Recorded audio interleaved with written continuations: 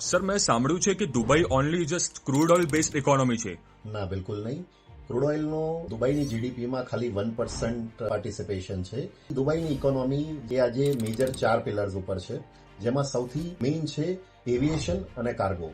તમને ખ્યાલ હશે કે દુબઈનું એરપોર્ટ છે વર્લ્ડનું સૌથી બિઝીએસ્ટ એરપોર્ટ છે અને કાર્ગોમાં પણ એ લોકો નંબર 1 છે મિડલ ઇસ્ટમાં.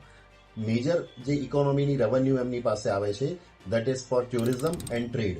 આજે તમને ખ્યાલ હશે કે એવરી યર 19 થી 20 મિલિયન વિઝિટર્સ દુબઈ વિઝિટ કરે છે. તો બિઝનેસ પર્પઝ માટે પણ એટલા જ લોકો આવે છે. એના પછી રિયલ એસ્ટેટ. આજે દુબઈનું જે ગ્રોઈંગ રિયલ એસ્ટેટ માર્કેટ છે એ એવરી યર નવા રેકોર્ડ બનાવી રહ્યું છે. That is because of growing population. અને એના પછી આવે છે બેન્કિંગ એન્ડ ફાઇનાન્શિયલ્સ.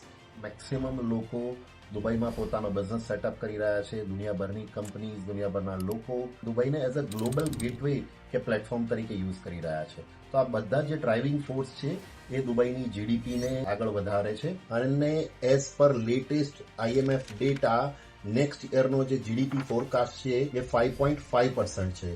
તો આ બિલકુલ પણ ઓઇલ બેઝ ઇકોનોમી નથી. આ ઇન્ડિપેન્ડન્ટ ઇકોનોમી છે, જે ડાયવર્સ ઇકોનોમી કહેવાય એ છે.